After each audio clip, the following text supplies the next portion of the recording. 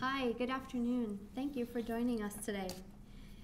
I'm going to be speaking, as Barb said, about historic Chicago data before it was big.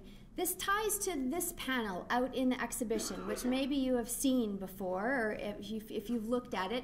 So I encourage you maybe after the exhibition, maybe to go look at it a little bit again. It might provide a nice summary, but this lecture really grows out of this section where we were looking at Chicago's data history and how we've collected data over the years, how we've distributed it, what we've done with it, and this notion that while we talk today about big data, Chicago's been talking about data for many, many, many years. So first a question, just so we can get some vocabulary out of the way. What makes data big today, and how is it different today? What is this term?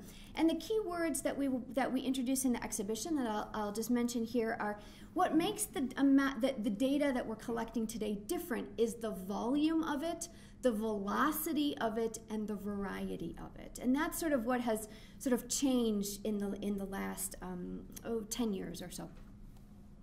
So I'm going to talk about sort of four big things today. How did early Chicagoans collect, distribute, use their version of big data? How are cities shaped and planned, and how is data used? I'm going to look at 3 Chicago case studies and then touch a little bit on what comes next. So we like to think that we've sort of invented the notion of collecting data, but I've got a couple really fun examples to look back at the last 100 or so years here in Chicago.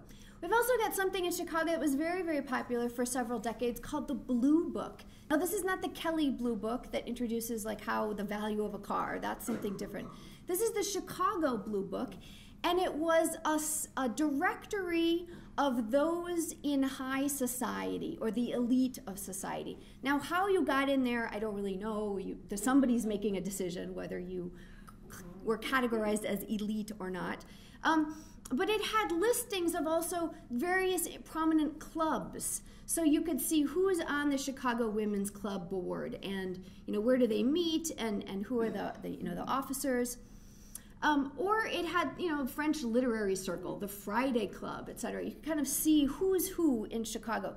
There was another sort of version of this called the Reversed Directory of the Elite in Chicago. This is from 1880. So you could walk down Prairie Avenue, for example. You could hold this guide and you could see who's at every address, right? You kind of snoop in and see, oh, who's that living in that nice house at 2112 Prairie Avenue, right? You kind of do a reverse directory and see who is there. This is a blue book of, sort of by streets. And this tells you not only where they live, but on which day of the week is the woman receiving visitors. And I recently, just out of curiosity, looked at this. I actually used this data here in 2014 because I was watching on PBS Mr. Selfridge, and I was curious, the Selfridges were from Chicago originally, I spent a lot of years here, and I was curious where they lived. That's really sort of why I went to the book. I was kind of curious to see where they lived.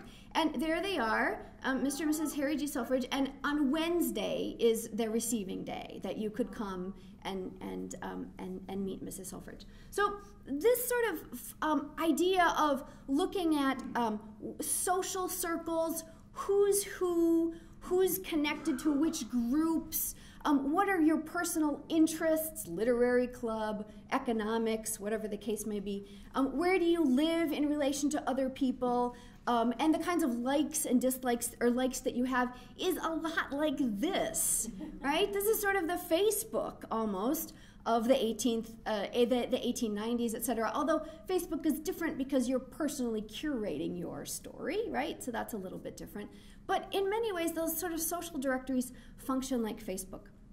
Chicago's growing at such an incredible rate in the late 19th and early 20th century. I sort of just pulled this some numbers here, but you can see that Chicago's population is doubling almost every 10 years. And so with that large, expansive growth in the city, we have run into another problem with all the data that we're collecting, and that is that the address and the numbering system of the city is different in all these different divisions throughout the city or in the areas that we've annexed, right, they might have their own address numbering system. Another kind of crazy problem. As I was doing research here in, this is on Menominee and Sedgwick, in the early years of I don't know, like 1880 roughly, you find that the address is on one side of the street, house's number is 1, 2, 3, 4, 5, 6, 7, 8, 9, 10, and then on the other side of the street, coming back the same way, is 11, 12, 13, 14, 15, 16. Like, and then 2 streets over, it's completely different, right? So how do visitors navigate this world? How do businesses navigate this world? Incredibly complicated. And then when you sort of look at the larger city, what we started to see were things like, you know, there's a 42nd Avenue, which is now Keeler, running north and south on the north side, but then we had a 42nd Street on the south side running east and west. Incredibly confusing. And confusion in a business equals lack of profit, right? If the driver's driving around all day trying to find you, then that means loss of productivity, loss of business. So 1908, the city creates a new numbering system led by Edward Brennan, and this is that 00 point right at State and Madison, where we get that sort of a quadrant there, or a corner there. And what they would do, so, you know, imagine all at once, everybody in the entire city gets a new address. And in some cases, they get a new street name also at the same time.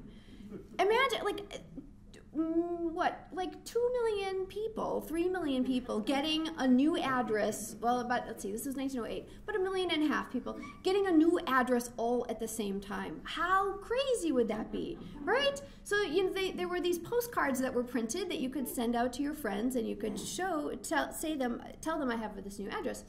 And then the city published this massive amounts of data also, these directories that told you what's the old number and what's the new number. So you would have to flip through there and do that.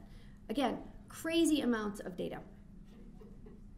I think what's important about the Burnham Plan is that it's the first modern plan that uses data to make decisions, quantifies things in order to actually make a decision. And we don't see that in earlier plans, in the sort of city as organism or city as a diagram, city as fortress. Here's one of my favorite photos. This is an early planning meeting, roughly 1907, taken here in our building. This is the Plan of Chicago team that's meeting. Here's Burnham over here in the bottom left-hand corner. This is Burnham right here, looking kind of sour. And as you may know, Burnham's offices were here in this building. Was a time at the time the Railway Exchange building, and then the penthouse way up at the top here, way up here, was built so that this was a place that Burnham and Edward Bennett were writing the plan of Chicago. This was sort of their separate offices up in the penthouse to write the plan. And so here's Burnham presenting here in the Railway Exchange building. You know, he's got his big stick and he's like showing sort of some pictures of some things. This is, I wrote 1907, but I think this is later because we actually see some actual images. But the other really cool, really important thing that Burnham does in preparation for the plan is that he writes all sorts of letters to various state, federal, and also private companies, organizations around the city, around the country, around the world, and basically says, give me your data. This is not at all unlike what's happening today when we look at sort of Freedom of Information Acts and the different people saying to municipalities, to the federal government, I want to see your data. I want to know what's happening. I want to see that information. We need more sunshine or we need more shovels. So Burnham is thinking, gathering all this information, thinking at a really big scale, a regional scale. It's not just a city plan, it's a regional plan. Looking at, here again, sort of this kind of big view from Indiana up to Wisconsin. And he's thinking about this, again, city as a machine. How do we balance efficiency with beauty? And those two things together, in his mind, are equaling economic growth.